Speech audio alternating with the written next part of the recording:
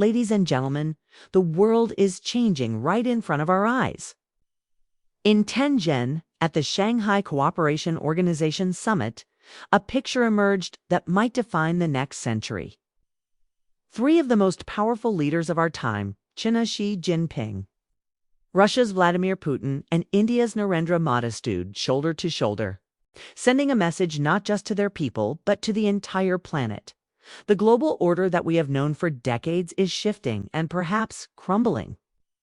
Xi Jinping, yet assertive, presented his vision of a new world order. He spoke about fairness, about justice, about the rights of nations to chart their own path without being dictated to by any one superpower. But beneath his carefully chosen words, there was a clear signal.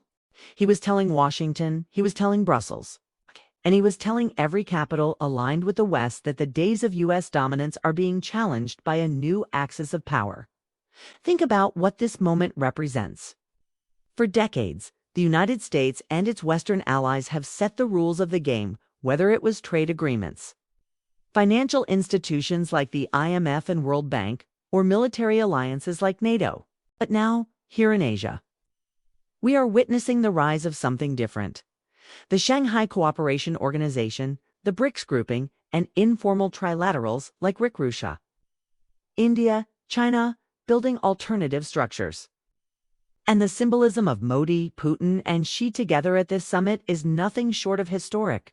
Why is this happening now?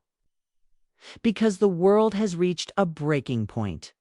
The Ukraine war has shown the West's military and economic pressure. The trade wars between China and America have exposed vulnerabilities. Sanctions on Russia have pushed Moscow closer to Beijing. And India, a country with its own strategic autonomy, has found itself carefully balancing, sometimes standing with Washington, sometimes standing with Moscow, sometimes directly negotiating with Beijing. At Tianjin, Xi's message was bold. He spoke of new financial systems that could rival the dollar. He spoke of innovation in artificial intelligence, in space exploration, even lunar research areas once dominated by the United States. And behind him sat Putin, ready to attack the West's militarization, and Modi, representing one of the fastest-growing economies in the world. The symbolism was that Asia, Eurasia, the global South are no longer followers. They are contenders. But let's pause for a moment and understand India's role here. Modi was not simply a participant in Xi's show of power. He was also the voice of caution. When he spoke about connectivity, respecting sovereignty, it was a direct, though polite, message to China regarding its Belt and Road Initiative. Because let's be honest, while India may sit next to Xi and Putin, it has deep concerns about China's strategic projects that pass through disputed territory. This balancing act is what makes India so critical in this global puzzle. Now, imagine you are sitting in Washington, London, or Brussels, watching this summit unfold. What do you see? You see your biggest competitors, your biggest rivals, forming a front.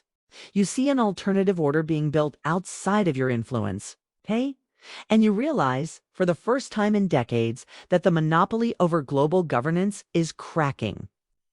That is why this story is not just a diplomatic headline, it's a turning point. And yet, beneath the smiles, the handshakes, and the metaphors like the dragon and elephant must come together. There are deep fractures too. India and China have unresolved border tensions. Russia and China may be strategic partners, but both know they are competing for influence in Central Asia, even within the SCO. Smaller members fear being dominated by these giants. So the real question is, can this axis sustain itself, or is it just a show of convenience against the West? This is where Xi's genius or his gamble comes in. By presenting himself as the architect of a new world order, he is trying to lead, not just partner. He wants Beijing to be the hub of a new financial system, a new technological ecosystem, a new security arrangement.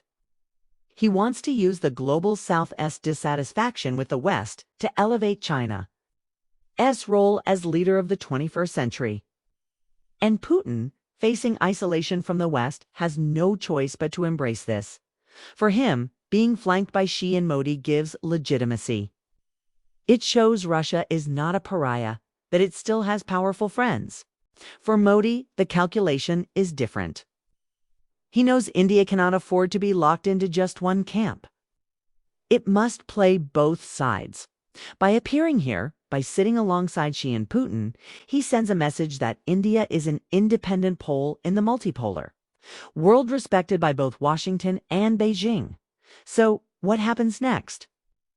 We may see a gradual shift of economic activity towards alternative institutions, trade in non-dollar currencies, more cooperation in critical technologies, even shared security exercises. And if that continues, we will one day look back at Tianjin and say, this was the summit where the cracks in U.S. hegemony widened beyond repair. But let's not underestimate the West's response. America has already begun to reinforce its Indo-Pacific strategy, building stronger ties with Japan, Australia, and yes, Korea itself through the Quad. Europe is increasingly wary of China, and sanctions regimes are not going away. This means the world is moving into an era not of one global system, but of competing systems, a world of multiple networks where power is fragmented. And in this fragmentation, nations like India will be the deciding factor. When she stood there flanked by Putin and Modi, the imagery was clear.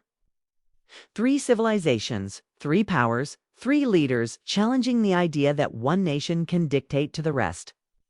And in that moment, whether you agree with them or not, whether you trust their intentions or not, you had to admit, the world is not what it used to be. Friends, this is why Tianjin matters. This is why Xi's push for a new global order is not just rhetoric, but a calculated step. This is why Modi's presence, Putin's endorsement, and Xi's vision together form a powerful signal. The 21st century will not be decided by Washington alone.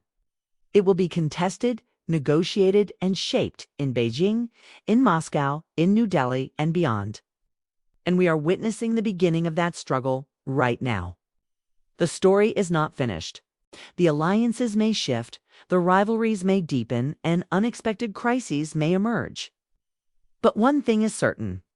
The summit in Tianjin will be remembered as the moment when the world saw, perhaps for the first time, that the U.S.-led order has real formidable challengers standing side by side.